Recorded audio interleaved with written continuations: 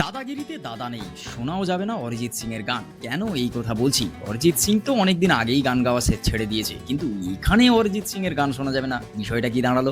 হ্যাঁ, বিষয়টা হচ্ছে সৌরভ গাঙ্গুলিকে নিয়ে লেখা গান। দাদাগিরিতে যে গানটা বাজানো হতো সেই গানটা গেয়েছিলেন অরিজিৎ সিং, কিন্তু যেহেতু দাদাই চেঞ্জ হয়ে যাচ্ছে, জি বাংলার দাদাগিরিতে আর দেখা যাবে না সৌরভ গাঙ্গুলিকে, তাহলে সেই জায়গার দাদা এতক্ষণ কে তোমরা জেনে গেছো সবাই, মানে দেবকে দেখা যাবে দাদাগিরির মঞ্চে দাদা হিসাবে। তো যেহেতু দাদাই চেঞ্জ হয়ে যাচ্ছে, তাই আর শোনা যাবে না অরিজিৎ সিং এর গলায় সেই দাদাকে নিয়ে গাওয়া দাদাগিরির গান। দেখতে গেলে অলমোস্ট পুরোপুরি চেঞ্জ হয়ে যাচ্ছে দাদাগিরির এই শোটা। তার কারণ দাদাগিরির মঞ্চে যখন দাঁড়িয়ে থাকবে দেব, আর তাকে নিয়ে লেখা গান হবে নতুন। গানটা গাইবেন ঈশান মিত্র। আর দেখার নতুন দাদাগিরির মঞ্চ আর নতুন দাদাগিরিতে দাদার জায়গায় দেব। এবার তার ব্যাকগ্রাউন্ড সং থাকবে ঈশান মিত্রের। যেহেতু অনেক দিন ধরে কানে শোনা যায় বা কানের মধ্যে একটা বেশ সেই যে ফিলটা থাকে অরিজিৎ সিং এর, সেই ফিলটা কোথাও গিয়ে মিস করবে বাঙালি দর্শক।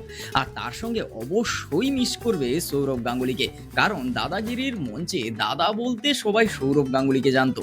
আর তার ব্যাকগ্রাউন্ডে বাজানো গান, যেটা লেখাই হয়েছিল দাদাকে নিয়ে, যেটা গেয়েছিলেন অরিজিৎ সিং, সেই পুরো জিনিসটাই এখন পরিবর্তন করা হয়েছে।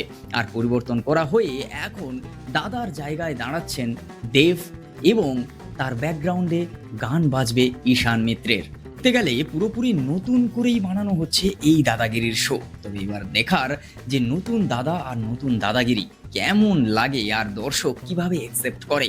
আর এই যে দাদাগিরির এত পপুলারিটি, আর এই দাদাগিরি নিয়ে যে একটা ইমোশন, সেই জিনিসটা বাঙালি দর্শকের মধ্যে আবার ফিরে আসে না, আবার সেটা থাকে না, সেটা পুরোপুরি চলে যায়। অবশেষে এই দাদাগিরি বন্ধ হয়ে যায়, আবার এটা উল্টো হতে পারে। এবার দেখার পুরো বিষয়টা সোশ্যাল মিডিয়ার মাধ্যমেই জানা যাচ্ছে যে দাদাগিরির প্রথম এপিসোডটা শ্যুট করা হয়ে গেছে। এবার দেখার যে ফার্স্ট এপিসোডটা কবে আসে, আর সেটা কত টিআরপি আনতে সক্ষম হয়, কারণ দাদার জায়গায় মেগাস্টার দেব। এইভাবে দাদাগিরির শো থেকে একেবারে দাদা সৌরভ গাঙ্গুলি চেঞ্জ হয়ে যাওয়া আর তার জায়গায় দেব আসা, এই নিয়ে তোমাদের কি মতামত অবশ্যই কমেন্ট করে জানাও।